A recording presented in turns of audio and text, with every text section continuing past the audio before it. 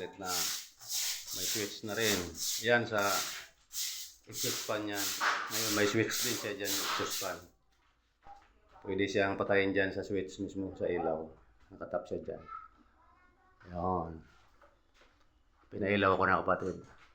Yung outlet na yun, buhay na yan.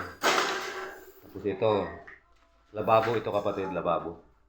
Yan, may gripo na rin. Kaya lang tinambak ko muna yung materialis ko dito. Yan. Tapos dito, ito yung switch sa nakalawit muna kasi wala pang pinto ang CR. Nakalawit muna yung switch. Pero gumagana na ito kapatid.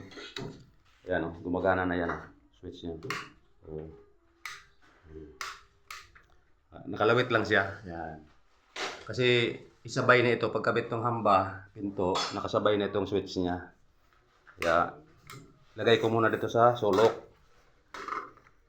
Yan, nakasabit muna siya dyan. Pero safety na yan kasi may box na siya. Live na yan kapatid.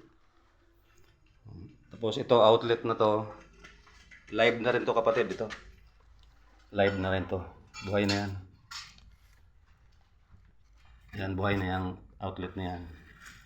Doon yan galing kapatid. Nakatap doon. Oh. Sa loob yan. Yan ang supply niya. Tapos ito, kumuha rin ako ng supply dito sa saksakan ng rip. Kasi single ang breaker niyan, isang outlet. Yan, nag-extension ako dyan, nag-tap ako. Para ilipat niya ang rip niya dito, pwede. Yan, tatanggalin itong aircon. Doon naman ito sa kabila sa kwarto ilagay. Ilalabas na to kasi abala na siya, nasa loob na eh. Kasi nagawa na yung extension na kusina. Yan, tiles na yan kapatid. Yan. Naka-tiles na. Okay na kapatid. Bye-bye kapatid. Good afternoon.